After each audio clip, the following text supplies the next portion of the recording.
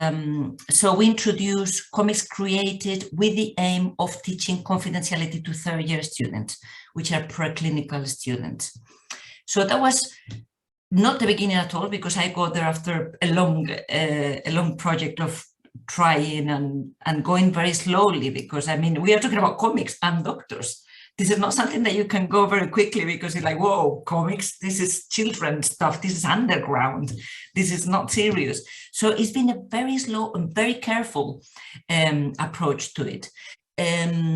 We do lots of things, but one of our main things is just review comics done by patients, created by patients, I mean, who are professionals of comics, but then when they are faced by illness, they decide to tell their story and use these comics to reflect on various things. I mean, the way patients talk about their illness is surprising, is amazing. They give us such an input, such a different view into illness. I mean, they are telling us about the ill person when we are used to study about the illness. So it's suddenly like a window that moves us from the illness to the ill people, to the person. And there's so many different possibilities for these comics. These graphic pathographies are there, as they are called.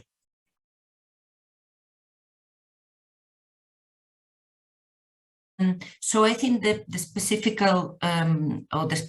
value of comics is that you can move the audience to a specific scenario without needing, for example, to look at a film and extract those few images that you think are useful. You can make them in a very cheap way, unlike a film, which is another thing.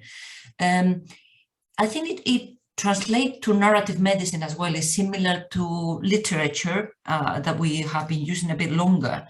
But now obviously you add the image, and if the comics are very simple, and I can see that with mine, my drawings are very simple, they're infantile almost, people will tend to identify with those drawings very easily. If you have a very complicated drawing, very realistic drawing, or a film, which is a real person, then it might be a bit more difficult to identify yourself with that. I mean, there are a lot of studies about how you identify yourself with a simple looking face, and that's why we all like emojis so much, because it's just the eyes and the nose and the face, so that's why we like them so much. So I would think those are the main advantages compared to sort of the traditional ways. They work really well. They open up people. If you use a comic for a conversation, if you use a vignette with medical students, for example, our experience in Zaragoza is just amazing. The students are quickly eager to talk.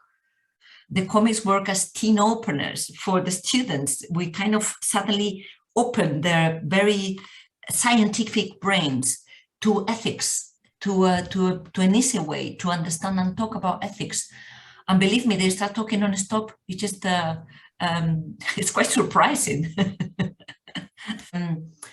It can be very good to move as preclinical students, students who haven't seen patients yet, and in many medical schools, for example, in Spain, you get this ethics subject at the beginning of medical school, which is like, to me, it's useless, because students cannot even imagine themselves in there. So you can use comics to recreate these scenarios, and from then on, I think it's up to the person who is running the seminar or who is helping out to make sure that this doesn't become just a fun exercise, but it's just the start of a further and deeper reflection.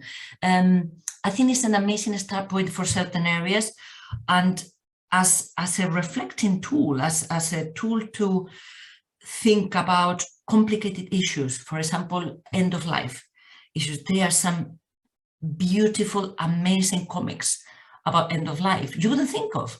You wouldn't think, oh my God, a comic, Superman, Batman, and no, there's incredible comics talking about end of life, where the artist is creating this full 200 pages about the death of, in one case, for example, Billy, You and Me, of her son, little 2-year-old son, and then after many years she creates this amazing comic where she talks about the process of healing, if you can ever heal of that. But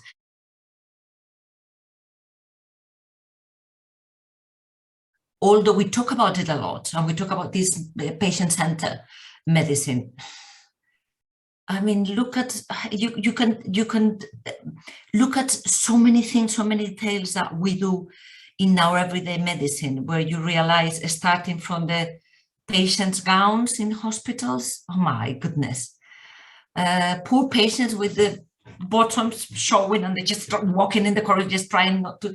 And this is for us to be able to undress the patient easily. I mean, it started with something as simple as that into much more complicated things.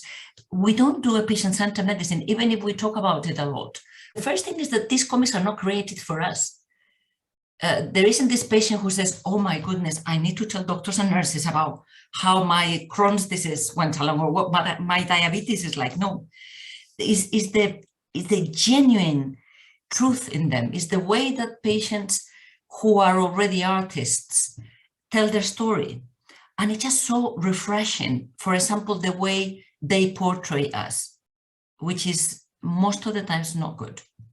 And this is shocking. You know, you see yourself there like a doctor who looks down all the time, and the patient leaving the consultation room, or the parent of the patient saying, did you notice he's never looked at our faces? You know, you see that and you realize this artist was really hurt by it, and is telling us in such a fresh, genuine, real voice. So that's one of the things. And the other thing is that, of course, creating these scenarios specifically to teach certain issues, and I'm now very into it because I have turned the whole ethics code into a comic, and I've created certain comics specifically for certain issues, like for confidentiality. What you do is you can transport the student into the scenario that you as a medical professional has lived many times. You know, you are very aware of all the times that you can break confidentiality without even realizing. And you go from the very simple conversation in the lift, which is now sounds very old-fashioned, to social media and talking about patients. So, and you've got a full spectrum.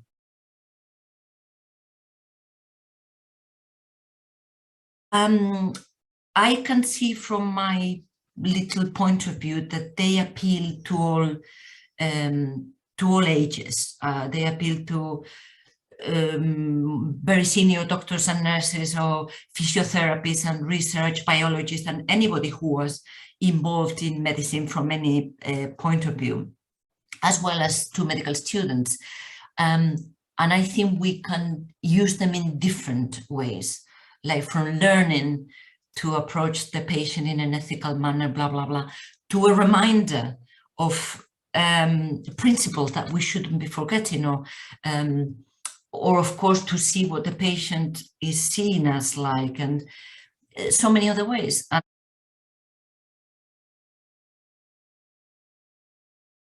In Zaragoza now they use comics as evaluation tool at the end, so that what they want to make sure is that the students not only have learned the theory of what is being taught to them, but that they are able to apply it in a clinical setting and in a clinical scenario. So by creating this drawn scenario, they are able to assess whether the student has actually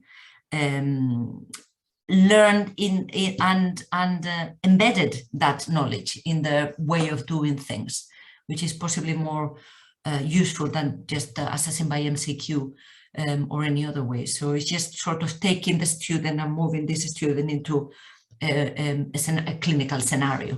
So in a cheap way and a very easy to do way.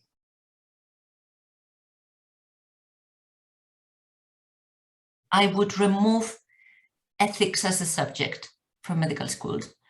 And I wouldn't be teaching the students about ethics. I would be teaching the doctors who teach the students in all the other subjects about how to teach ethics.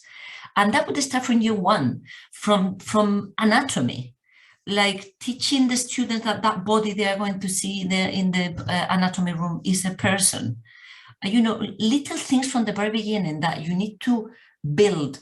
You need to build an ethical brain that will add to all the science and everything else that you are, all the communication and everything else that you are teaching them.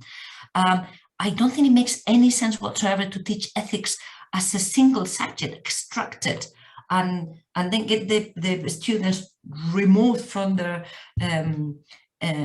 other areas that they are learning, and sitting them down and talking to them about confidentiality as such.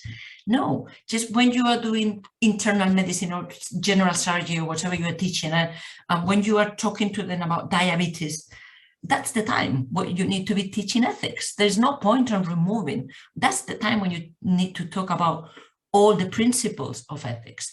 And I would move away from, of course, you need to learn, for example, the 4 principles of bioethics.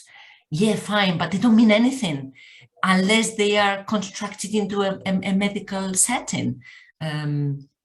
These comics are such an incredible reminder of certain ethical principles that, and then again, for senior doctors who have a way of doing things, when you've been practicing medicine for many years, you do your things, you do your way, you never stop and review and say, why am I doing this? Or why on earth did I say that to that patient? I seem to be using the same sentences with patients from beginning to end of consultation. A bit like a machine, and then stopping and say, wow, look at this comic, this patient is saying that that doctor said to me this or that, or this is the way it was approached. That it's just so great. It's just the refreshing way of reminding what we are here for. And we're just here for the patient, for making their life easier, and to cure them if you can, but to just work with them. We cannot do much more than that. So it's just comics are just such a great tool for that.